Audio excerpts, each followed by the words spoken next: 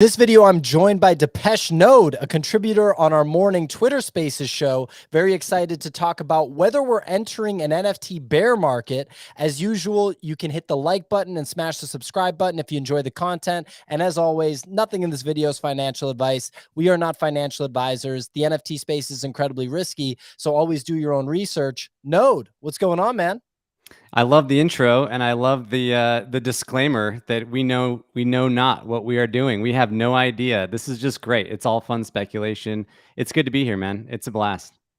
Fantastic. So, the big story that we've been talking about day in and day out over and over again, on the Twitter spaces is whether there is a bear market happening right now in the NFT space, whether this is a liquidity event specifically for the Bored Ape Yacht Club, land sale that's happening on Saturday, and whether this is just all people getting ready for that. You have a thesis that you've brought up on the show several times, which is basically that the value in the NFT space accrues to the top, which is really starting to look like a very good thesis to have, as we've seen Doodles, Bored Ape Yacht Club ecosystem, Moonbirds, Azuki ecosystem. And I don't think I'm even missing, I guess maybe you can put CloneX and like CryptoPunks and stuff like that into that category. But we're just seeing these projects that are the quasi blue chip projects take all the liquidity in the space, and it's almost like a K shape if you look at it on a chart. Like those projects go up and literally the rest of the market goes down. What do you think is happening, and what do you think comes after this weekend? Yeah, good question. So I think that was like my thesis from the very beginning. Like over a year ago, was that all value accrues to the top, and there's a couple reasons for it.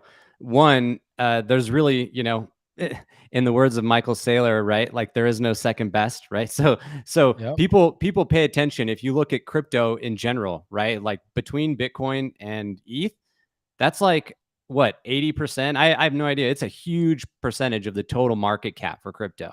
So you apply that to all sorts of power laws, like the people at the top just dominate. So uh, the same thing is happening with NFTs, and it has since day one. And that's actually kind of why I bought my punk a year ago, was because I figured, hey, this is the top, all value accrues to the top. And that worked well until I realized one of my second lessons, which was nothing is sacred, right? So apes kind of took that crown.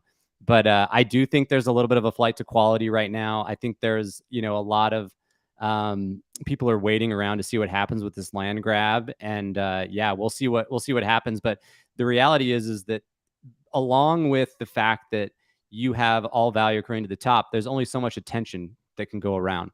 So these big projects, they get on a roll, right? And they start to flow. And everybody, we think that this space is big, but it's tiny. And so as soon as some of these things go mainstream, they're gonna take the narrative and keep rolling, is my opinion. Yeah, I think that you're totally right. When you look at these different projects like Mutant Ape Yacht Club, it broke 40 ETH recently. Azuki had its big coming out party going from 8 ETH to, I believe, 32. Moonbirds broke every record. We'd never seen a run the way the way that Moonbirds ran in the first 10 days, the first 10 calendar days of Moonbirds being in existence. They ripped from an 80th floor to a 40th floor. And obviously there's been a whole lot of fireworks in between.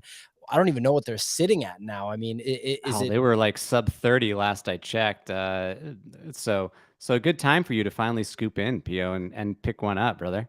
Yeah, well, I'll tell you, for a collectible, for an illiquid asset, this thing's trading like a cryptocurrency in terms of its volatility. Like, wow, it's at 26 right now. The thing goes between 26 and Oh, 36 as if it's Bitcoin. It's crazy. It's crazy.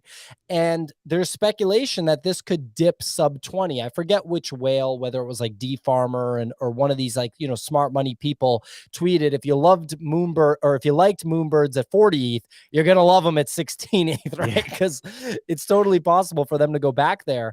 But, you know, I'm so curious to see what comes out of Saturday, whether new money comes into the space the way it did with Moonbirds, and whether, we go into a bull season or a bear season or just no season at all and we just trade sideways. I can't really think of a time where I've anticipated what comes next quite at this level. I don't know if you feel differently on that.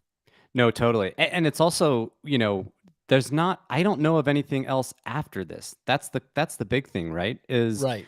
typically there's something might be coming up the next week, and then the week after that, oh well, then CloneX is doing something.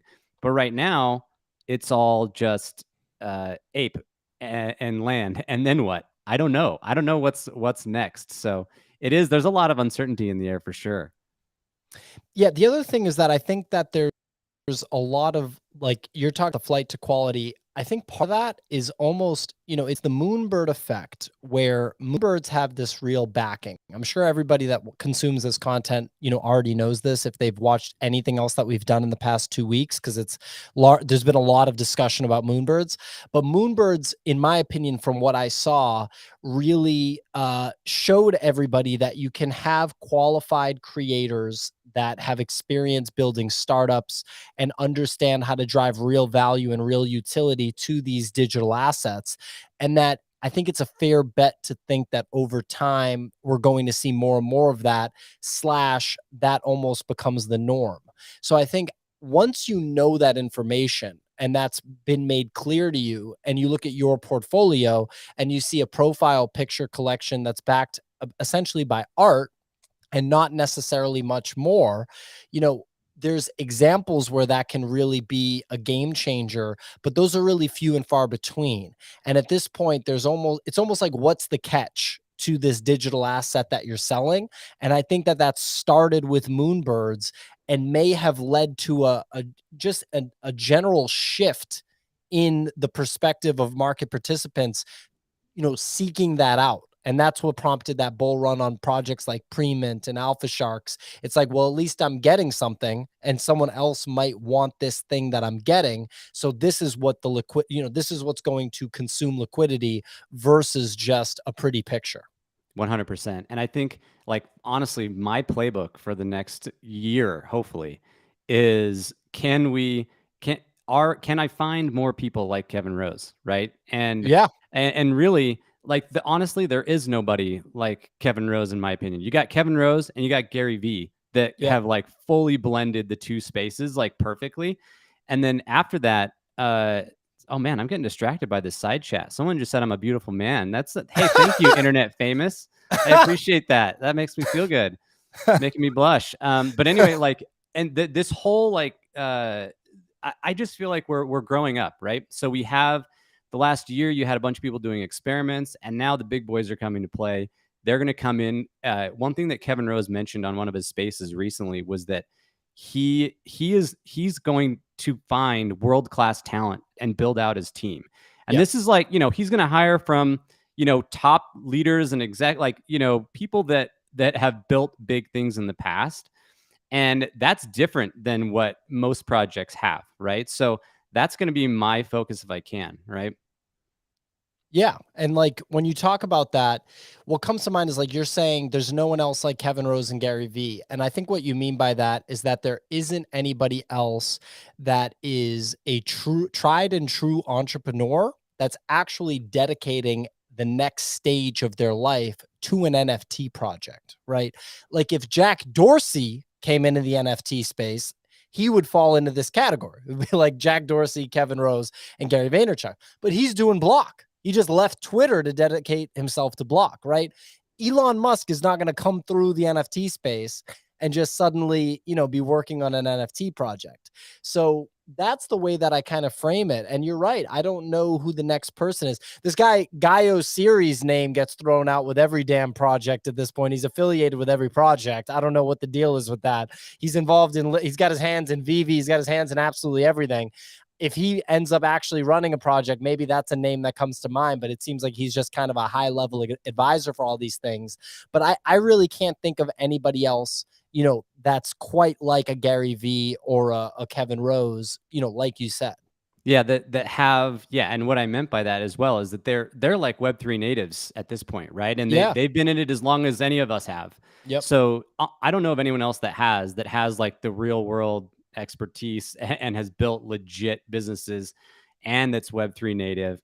I don't know that we're going to have much more of that, but what they can do, right, is they can combine somebody from Web 2 land with, hey, pick me, pick Pio, right? Like pick somebody that's Web 3 native and partner with them and raise some big money and do some cool things, right? And that's where I think it's going to get interesting for sure. Yeah, and so Sarah brought up Alexis Ohanian, right? Oh Sarah yeah. script in the chat. Yeah, but he just invested in Moonbirds, so he's on the Moonbirds team, right? And he's Unless, also with, isn't he in like the Ape DAO stuff? I can't even remember. He's like got something to do with Yugo, right? So yeah, him and Guy Osiri, I feel like they're going to be the advisors for a million different projects, which is great, you know. yeah, Wappy saying Bankless is going to get in the mix. That's a good one. That's Yeah, definitely a good one. yeah. Oh yeah, Bankless just announced they're advisors for Moonbirds now, Oh, which is Jesus. interesting. So that's a big pickup, dude. Like those guys, Huge. they were a huge part of me getting into Web3, man, and everything ETH related, for sure. So I'm excited. I bet they're coming on from a tokenomics standpoint would be my speculation for sure.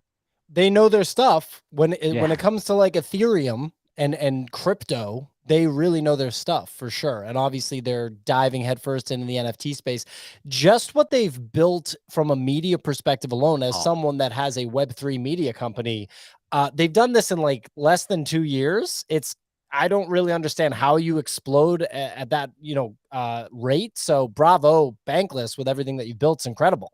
they put out more content than any company in the world. I swear. They put out more written content, more video content. It is insane the amount of knowledge that they start, that they put through. So Okay. People are saying my video's delayed. Listen to it on the podcast. I don't know what to tell you. I got the new laptop. The past few days has been a transition phase. So appreciate everybody bearing with me. As you can tell, I'm not using my actual camera. My actual camera's over here, right here, and it's not being used, but it will be used. People were giving me a hard time about my closet, saying that they didn't see any party shirts. They just saw shirts that came from my mom with the quote, "You look handsome," or something like that. So that was some pretty good stuff. So, what do you think of what's going on outside of Bored Ape Yacht Club and Moonbirds? Is there? I know you like Azuki. You have an Azuki. You've got your beans. Do you have both the beans that you got airdrop for having an Azuki? yeah, I do. Yeah, and I'm repping my Azuki because I mean, the art is the best in my Yeah, opinion. So from like a PFP, I'm gonna support the one that looks the prettiest, right? So sure. I love my Azuki. I'm holding both of my beans. We'll see where those lead, but they've been holding up quite well. Like Azuki's been very steady amidst everything going on, and that's without anything major happening. So I'm happy with my Azukis. Pretty excited about VeeFriends 2 as well. Yeah. For the first time in my life, I minted. I think it's a rare, dude. So it's Oh, I got a green is green background. There's like 5 of them. So what? I Let's already look got at an this offer thing. for four ETH. Do a node vault is what you're gonna want to look up there. Got you right here. Yeah, yeah. So Oh, I it's see the it's pixel vault bag. There we go. Yeah, I got it. There it is right there. That's my green is green, baby. Oak monster. There's only 5, dude, in the whole collection. I don't know what it means, What? but we have no idea, right? What? This could be like a 50 ether, like once he starts cooking. Like, so I was talking about it on the show this morning that I sold some of the book games tokens that I've been holding a while. I mean, I slapped my credit card down on barnesandnoble.com last Labor Day. That's the start of Yeah, the yeah. that's the I start of remember the that. book game saga. Then you get the book games. I got 20 of them because I bought 240 Oh my books. gosh, yeah. In I got hindsight, 9, yeah. you got 9? Yeah, I ordered 108, right? So yeah, I had 9 in total. Okay. In hindsight, we should have bought Infinite, however many books you could have got, because it was like a 6x. It was a crazy investment. Shout out Gary V for that one, right? Oh, well, Michael just said there's a 15 ETH floor on the green is green VeeFriends right now. Dude, bravo, Node. You crushed it. Yeah, yeah. I Um, love those fake floors, right? There's 5 of them. So whoever posts something is the floor, but I'll take it, dude, for sure. Yeah, I mean, that's a fake floor for sure. My thought process in selling some of the books is that I just want liquidity right now. I'm so like heavily overexposed to the NFT space. It's just like inappropriate, you know. But obviously, like, you know, I'm in the game, so hey, fuck it. Like I'll let it go. I don't like Yeah. I don't lose sleep over this shit. But you know, I thought he's got to drive value to VeeFriends too right now. You know, he's not going to come out, and I know you got to burn the book games for the new VeeFriends characters, and that's awesome. But I didn't have 5 of any of the book games, so I was just like, look, I'm going to sell these things, you know. And I did have some rares, so we'll see what comes of it. But it's got to be all eyes on VeeFriends too. He's not going to come out and drive value to the book games besides that burn right now. Although, yes, book games will be played forever. So that was my thoughts there with that play. I have to think that VeeFriends 2 is going to be kind of in the spotlight for maybe at least the next 90 days for Gary. Wouldn't you say so? Yeah, I mean, I would anticipate we'll hear some stuff at VCon, which I'm excited to check out, right? So, and what's interesting about book games as well is that they're pretty genius, right? In the way that he's done it, like having to trade for the frames for 5 of each, right? That's what Yeah. I'm doing right now. I sold a bunch this morning, or I'm in the middle of selling them, so I can get 5 of one frame, so I can get into the raffle, right? And then move forward and hopefully, get a new one. But I think it's definitely an IP play, right? The VF2 stuff. I mean, this looks like it's just made for TV, for cartoons, right? And it's kind of funny because like none of us are interested in like cartoons in the NFT space. Like we're all 30 to 40-year-old dudes for the most part, like just hanging out. And so it's interesting that he's building this. And so I think that it's going to expand to a whole lot more than I think we're used to in the NFT space. Yeah, he's all about the long game. He's Yeah. 1,000% about the long game. And so when you think like that, you have to think that this is a real long play. And it's not like you're betting on like Joe Flipperhead to do something that's going to be a TV show. Like our guy Whoppy had a quote that really made me laugh where he was like, yeah, this PFP is going to be a TV show, except wait, it's not going to be a TV show, which I just got a big kick out of, right? Because it's true. It's just Yeah. not going to be a TV show, whatever it is. But if Gary Vaynerchuk decides that he wants to go into media and wants to have a TV show, then yeah, it's going to be a TV show. So I'm never going to bet against Gary V at this point. I didn't buy VeeFriends 1. I was too early in the NFT space. I had just gotten wrecked on Nifty Gateway. I didn't fully have a clear picture painted of what was good to buy and what wasn't. But as soon as he did the book games, like I said, 220 books or however many, 240, I don't remember. Yeah, 240 or something. Yeah, 20. I don't know. Anyway, I Who bought all cares the about math? books. Who cares about math? But yeah, so that's the long and short of it. Someone in the chat brought up Vayner Sports. You know, me and Nick were talking about like some of the trades of this year, like the sells of this year were last year's trades. Like everything else, I think that this is the long game. And I think that it's going to take a while for us to have this fully materialize because it's a real thing. I don't expect any sort of sudden hype train to be able to make this pop off. And I don't think that I don't think that's his game plan with it anyway, right? Like this is someone's, you know, whole team's job is to drive value to this and build a real plan that's longer than a few months. So it's just another example of the long game. Yeah, and VSP, it's truly a utility pass, right? It's a pass. So, they're going to continue to just do things on a regular basis. So if you want to be involved in a community, right? If you love the sports that they have athletes that are their clients, right? If you want to participate in their raffles and see what else they've got a lot of stuff that they're working on, and it's different, right? This is not some classic PFP collection that's building some cute little brand. This is different. And so yeah, I think it all depends on what you're looking for. But yeah, I'm a big fan. I'm a big fan of AJ for sure. I've got a VSP. I got a couple now. So And what other projects? We talked about Azuki, we talked about Moonbirds, Board Ape Yacht Club, Vayner ecosystem. Anything else that you have top of mind? Like, what are you thinking about? Pixel Vault, I've always, as you could see, I definitely got a bag there. And I mean, look, this is another example of a team that has been executing. Every one of their like drops and their mints and the things that they've done, like it's gone very smoothly from a tech standpoint. Always. Always goes really well, like Yeah. super clean.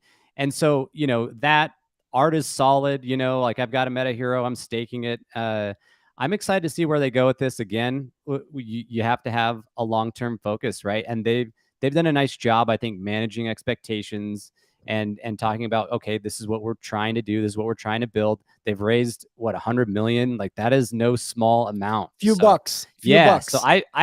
I'm excited about where they go. Like I've got like 30 of those, mint pass twos, and I might, every time I'm wondering what I should do, I wonder if I should just sweep more of those or more planets.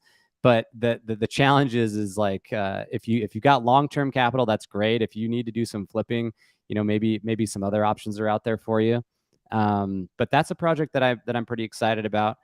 There's let's see, we already talked about Moonbirds, already talked Doodles, we mentioned a little bit, but they've been rising quite a bit, and one of the few in the last week, right? Almost nobody's kind of holding strong. So as I think we mentioned this on the show this morning, there's probably something coming up in insider trading, front running all of this, right? Oh yeah, I got to look at my wallet trackers and see if my favorite wallets to track have been buying them. That's the best. When I'm like, oh, that guy hasn't done a trade in 5 weeks, bought a doodle. Look at that. Sudden 14 ETH purchase. There must be something going on. You saw it with the Meebit stuff. When the inside word is out, there's like certain wallets that I'll follow that will, be buyers of that. And my main job is not trading and participating in the market. I wish it was, I wish it was, and I don't wish it was, because it can be a brutal game, but it is fun. And it's also very stimulating to do the research on these things and to have conversations with other investors just to figure out what the best thing to buy is, or what people are thinking about the macro conditions of the market and everything like that. But yeah, I mean, we were talking about on the show this morning, Doodles just having a sudden like 40% pump at such a high price point already, when liquidity is getting sucked out of like every other project except a couple. I have to think that something might be coming in the Doodles world, but I have no idea what it is. I was not privy to that insider information, and I've always been a fan of Doodles art. I think Burnt Toast art is really dope, and I think that they absolutely hit it out of the park in the NFT space. And then obviously the other two founding members, Poopy Cat, and the other gentleman's name is escaping me right now, The burnt toast. are well, Burnt Toast is the Oh yeah, artist, yeah. but then the other, forgive me, the name's escaping me, but no disrespect, but the other two gentlemen, Poopy and the other gentleman, are Web3 native, and they've been in the game since like 2016 or something, like, uh, OGs. And yeah, I mean, that's real backing for this project that a lot of projects can't say that they have. Yeah, they did a beautiful job on, from what I hear anyway, at South by Southwest, right? And their branding is great. They've got a good vibe. And people are on the chat are wondering about Cool Cats, and I honestly think that Doodles are what killed Cool Cats. And they have a fun vibe, and people enjoy the brand. Like it's a little bit more expansive maybe than Cool Cats is and what it can do. Like I personally never, like, I had a Cool Cat, a couple of them, and I flipped them, and I liked them, but I didn't love them, right? I don't think I ever put one as my PFP, but I did have a Doodle as my PFP for a little while, right? So and I think Doodles has kind of outshone Cool Cats a little bit, and Cool Cats is an unfortunate casualty as of late, as they're a great brand. I like what they've done, and just turns out that building a game is harder than people think, and may not be the end all be all, right, for projects. Yeah, the Cool Cats IP, I think, is a slam dunk. I think the artwork's incredible. I think it has so much personality. A lot of people appreciate it, and it has global appeal. I think that you're right about the game. Like, it's no secret that there's been some technical issues when it comes to the game. And that's a massive undertaking for anybody to implement a game with an economy paired with the game, and, having complete tokenomics that actually work, having the game be fun. I mean, that's a challenge that no one in the NFT space has solved yet. Literally, none of the games are fun, right? So Yeah, nobody. no one has solved it. And I think that because Cool Cats were so early, because they were really early. I don't remember exactly when they came out, but they were after Bored Ape Yacht Club, but it was like Bored Ape Yacht Club, Gutter Cats, some other stuff. Pixel Vault was already out. And then Cool Cats came out. It was like I think it was before World of Women. I don't know if you have any. Yeah, I think so. I mean, they were like everyone was saying they were the third blue chip, right? Like they were cementing the third spot, which was true for a little while until Yeah, it wasn't, right?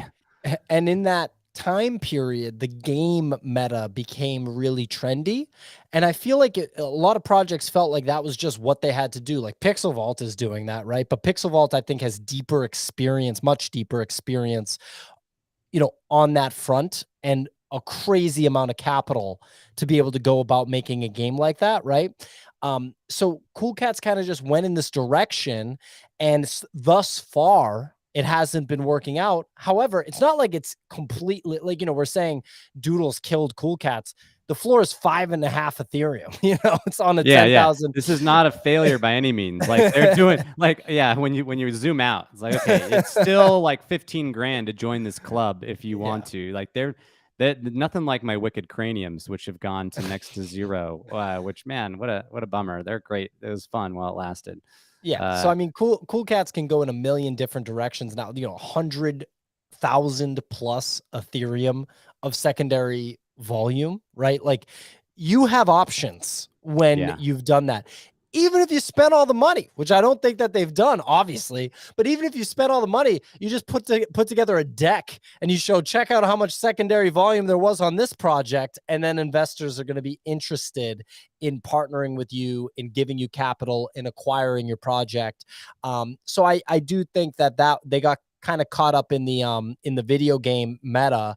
And I honestly, I feel like you could probably even just, if you wanted to, I don't think that they want to, but you could probably even like scrap it and just like move on from it. But I think they'll probably get it out and get it working. And, maybe people just don't even remember it in the long run, because at the end of the day, yeah, when you zoom out, it's a different thing. And at this point, Cool Cats are a piece of history, and objectively, the art, like the IP alone, is something that I could see having staying power globally. Really, I mean, maybe I'm exaggerating, but I really do believe in the IP. No, yeah, I think it's great. Yeah, stick to the IP play. Keep that relationship up with its time, right? Like keep that going. I think they have a good thing going, but it is just another example of how fast the space moves, right? And people tend to get locked in to what they think is the next big thing, and things change so fast. Me watching my CryptoPunk get just completely demolished by apes was like the first big lesson. And apes are going to get it too someday. You know what I mean? Like they will not be the top project forever. So it'll be interesting to see what happens.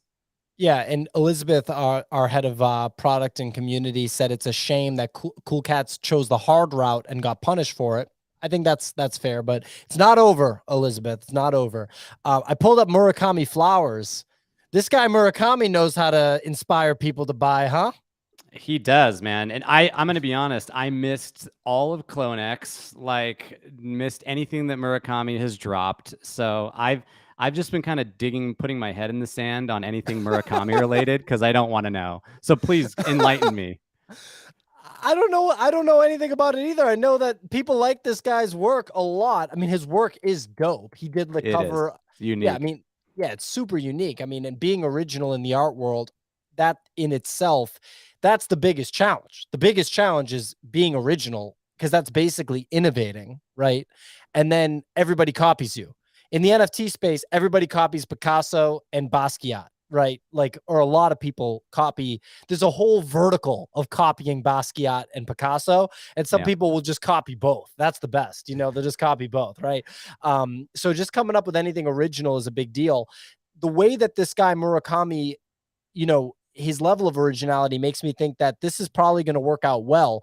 I'm just so blind when it comes to this stuff that flinging 6.25 ETH at it, I just don't know enough on why I need to do that. I have it right now. I could do it right now, but it's like, I don't know if I can do that right now. So it's a kind of a tough one, but people absolutely love this guy's work, and the level of excitement, surrounding his stuff is unparalleled. The only comparison I can think of an artist coming into the space is maybe Hearst, but I almost feel like the hype around Murakami is more than Hearst. Yeah. Oh, it for sure is, in my opinion. But I think you bring up a good point, man, of like, uh, the there's so many different projects, right? There's so many different things happening that if you don't get it, right, like that's okay.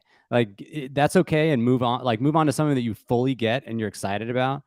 Because most of my bad decisions have come from FOMOing into something that I didn't understand, right? Yeah. Uh, but on the other hand, like definitely be open minded, right? Like I remember when apes were minting, and I just looked at them and thought those look stupid, like biggest regret of my life, and had to buy in much later. But I like the idea of staying open minded, but not stressing. There's just so many different projects. It's amazing. You can even just talk about Solana, and then there's an entire ecosystem over there that most people on ETH just don't know anything about. So Yeah, I don't want to talk about that thing because that's for kids. It's not for old people like you and me. No, Solana's for children, is what it's for. I'm yeah, just if you're kidding. if you're under the age of 18, yes, feel free to hop over there with Easy Eats on Solana. I do own there's two projects that I like on Solana. One is SMBs, right? Solana Monkey Business, and the You other have it? one's I have one. Yeah, and again, what's my thesis? All value accrues to the top, so may as well just go for one that seems OG. Yep. And then I've got a couple Grims for the Grim Syndicate that one of the Moonbirds founders is the artist behind that. So I just figured they've done a nice job keeping things like they have a continual story being unfolded, and I like what they're doing. So those are honestly the only two that I really have paid any attention to. Okay, so we're gonna play a little game here that I didn't tell Node we were gonna play this game. This is the Depeche Node financial advice game, and no, Oh I'm just yeah, kidding. yeah. He didn't tell me anything until I got on. He's like, "Hey, here's what we're going to talk about today as we're going live." I'm like, "Cool, let's do this. I'm ready." So I want to know what Depeche Node would buy if falling into the thesis of the value accrues to the top. So look at these top 10 projects. We got Moonbirds, we got Mutant Ape Yacht Club, we got Artifact Monolith, Bored Ape Yacht Club, VeeFriends 2, Murakami, Kennel Club, Akutars, this damn Solana project. We're not even going to Okay, count that in there yeah, because I'm not buying that. skip it. Me Bits, and some more Murakami CryptoPunks. If you had 10 ETH, what would you buy right now? Okay, well you can't I honestly I probably would buy uh whatever I can on Saturday in the on the Bored Ape Yacht Club land sale that we're all calling the land sale, but they've never formally announced it as such. So Mm-mm. I would probably do that. I mean, you can't get a Moonbird. When Moonbird comes out with something else, I will buy it. Whatever that is, I'll get it.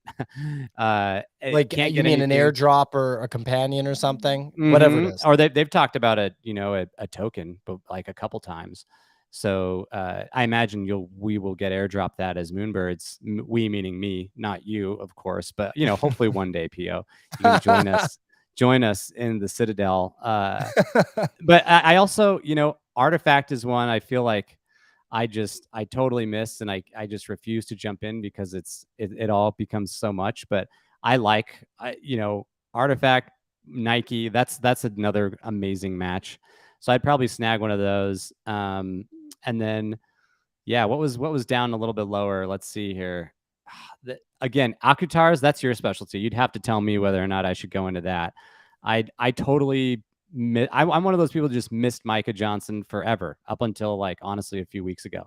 A lot of people did, because of the Nifty Gateway origins, and essentially the big names that came out of Nifty Gateway from early 2021 are Ferocious, Micah Johnson.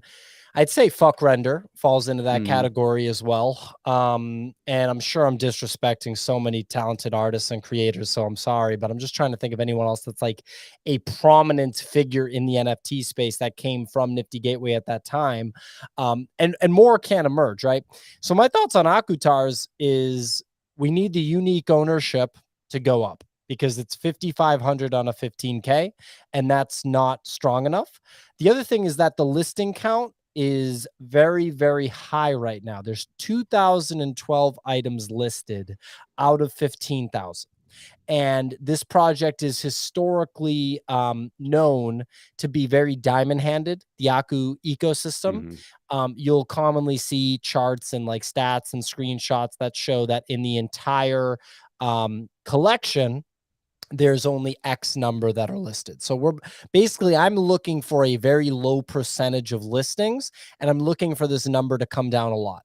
The reason I think that the number is so high is for a couple of reasons. I think number one, that there is leftover fear, uncertainty, doubt, FUD, if you will, from owners that bought, that were like you and didn't know about Aku from the beginning and bought in on the secondary. They didn't get an airdrop. They bought in on the secondary, and they got, worried after the big error that happened last weekend. And I can totally empathize with those folks 100%. So those people have to sell, they have to get out. Then there's like the short-term speculators that are trading the hell out of this. And those Akutars need to make their way into stronger hands. The other thing is that, like, I have to imagine that, the impact of the last weekend is still being felt a little bit by the team. So I have to think that, as the team ramps back up in the next couple of weeks, that's when you'll see a little bit more of a cook. So I have no idea where any of this shit is going to go in terms of short-term price action. But what I can say is that it's not the worst time to buy in, right? I don't think it's a great time to sell, in my opinion, because it's at 1.5 ETH. We've already seen it go as high as 4.5 pre-reveal. And I think without the big mishap, we would see a post-reveal cook. It got dampened by that mishap. So I think the thing I would definitively say is that it's not a good time to sell. I don't think it's impossible for us to go lower, because I think a lot of people are fitting into that thesis that I just presented, and our listing count is just so damn high, and the unique ownership is pretty low. So I think that it's not a bad entry point. I think it's not impossible for it to go lower. And I fear macro conditions. But I think that if somebody buys an Akutar at 1.5, they won't be mad about it over a 6 to 12-month period. But you have to keep in mind, I've been holding the first NFT from this collection. It's February 2021. So you're talking to somebody that's been in this collection for 14 months. I have a different perspective than your average degen.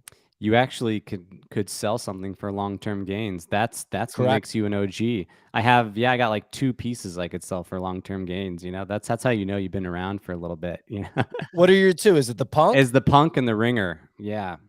Oh, you got a ringer. Yeah, should have sold that one at the top. Oh my gosh. What was the top on ringers? 200. Oh my god. Oh my god. I don't even want to look. Are they like 30 now? It's like for the culture, man. It's been a bit sad, to be honest, watching like I love PFPs, right? I love the movement. I like the utility. It hurts when you watch some like really cool historic things. Like ringers is like a defining Benzes collection. And yeah, punks are a defining collection. You know what I mean? Like these are at the beginning of a movement that inspired so many other things, like actually broke ground. And there's just not a lot of attention on them now. But I think 5 to 10 years from now, when you look at what institutions or like, I don't know, really high net worth individuals might be interested in, you got to think some of them are gonna lean definitely towards the art, the something that's very stable, not based on utility, because they're not going to play our games and pay attention to like what's happening next week with dude. I've already talked to several people that are like, hey, I need somebody to manage my wallet for me, you know what I mean, like to know like when something's airdropping, right, or when they're going to claim stuff. So long term, I still love them. It's just short term, man. The value of the top of both of those together was amazing, and I saw 200 ETH vanish in front of my eyes over the last few months. Look, it's just part of the game, man. Like you said, for the culture. I think the top on ringers must have been when Fidenzas were 100, right? Fidenzas were even higher than ringers. They were peaking around the same time, actually. Yeah. That was when Art Blocks, was at its all-time high. Fidenzas, ringers. Oh yeah. What a Hearst time. was probably 20 ETH at that time, right? Hearst was really high. Yeah. I'm remembering those days when you could just mint anything on Art Blocks. That was the whole narrative, and then it would go crazy. I've definitely lost some money there. Well, getting in, I mean, dude, talk about a fall from grace. Art Blocks, and then I don't know, do you remember Doodle Labs? Doodle Labs. This is familiar. So Doodle Labs came out with the Family Mooks as their first NFT, and people like Van Doe came in. These minted at point 0.2, which was really expensive at this time. And it's cool art, by a cool like Brooklyn artist, and it's like the first entry into the Doodle Labs eco, which the founders of Doodle Labs come from art blocks. And man, talk about fumbling the ball, man. Like really, really fumbled the ball hard and failed to drive any value to these. Like these are supposed to be the Genesis pieces. Me and Nick both bought into this. Vince Van Doe bought into this. And it's like, oh man, talk about fumbling the ball. We've seen so many examples of people just flat out not knowing how to drive value to NFT projects. And as a result, like it just puts me in a position where I'm like, what are you all doing? Like, who's working on this full time? That watch a lot of our content probably see me ask that question a lot. Like, who is full time on this? How many people are full time on this? Because if there was just no update from you in your day job for like weeks at a time, I have to think that your boss would be like, what the hell are you doing? Right. And there's so many examples where I'm like, what the hell are you doing? An NFT project that they reached out to me, and I think that they're interesting, and they wanted to just get on a call to pick my brain about some stuff, and I said, sure, yeah. They're not doing that well on the secondary, and it's basically illiquid at this point, which is not a great look. But I think it's still interesting, and I wanted to talk to them. They booked a call on my calendar. I ended up having to book content in that slot. I go, can we like push this back by 30 minutes, either before or after? They scheduled it for a week later. They booked it in a time slot that I had content a week later. I was like, hey, we got to like change that schedule again for a week later. They pushed it back another week. I'm like, guys, I mean, if a week is not a long time for you, the NFT space probably is not the space for you to be running a business. Yeah, I mean, 1 week in NFT world, dude, it's like, I mean, in the last year, how I feel like I've aged 10 years alone, right? So, yeah, dude, you got to be on it. And I think that, yeah, I've had several people approach me about wanting to start a project, and I always just say like, why? Like, why should it exist? Like, and Right. and if you're an artist, like, okay, cool, like maybe do something and don't expect anything from it. Like, if your art's, if you happen to have an audience that might really love digital form, it's like, great, go for it. Otherwise, like, what people want is they want an experience. And that's why we love Bored Ape Yacht Club, because we feel like we're part of this freaking adventure like all the time. And we're always looking forward to what's happening next or what we get to go to, right? Like there's real life utility. There's our quote unquote metaverse utility. Like we've got all sorts of things we got to be excited about. And so if you're going to be an NFT project, your job is to take people on a journey in real time and like do that like nonstop. It is a service based business. I agree. And that is reflected in the recent, pumps on things like Moonbirds, Bored Ape Yacht Club, and other NFTs that are similar. Depeche Node, this was great, man. Dude, it was good. Thanks for having me. I loving all these comments on the side. I only had a few haters, a couple talking about my giant forehead. Thank you very much. Maybe that's why Pio likes to wear his hat. I'll do that. But yeah, this was fun, man. Absolutely. Well, everyone, make sure you follow Node. It's at Depeche Node. I have it right there on screen. On Twitter, he writes, he posts his thoughts about the NFT space. It's fantastic. He's also been on our show every morning, and that's been a really great time. I know that I can always throw to him, and he'll either say something smart or he'll bring up something that no one else has thought of. It's been really fantastic working with him on the morning show. As usual, this content is sponsored by FTX. Sign up at thenifty.com/FTX or on your mobile app with the code The Nifty. We really appreciate everybody checking out the show today, and we will see you guys next time.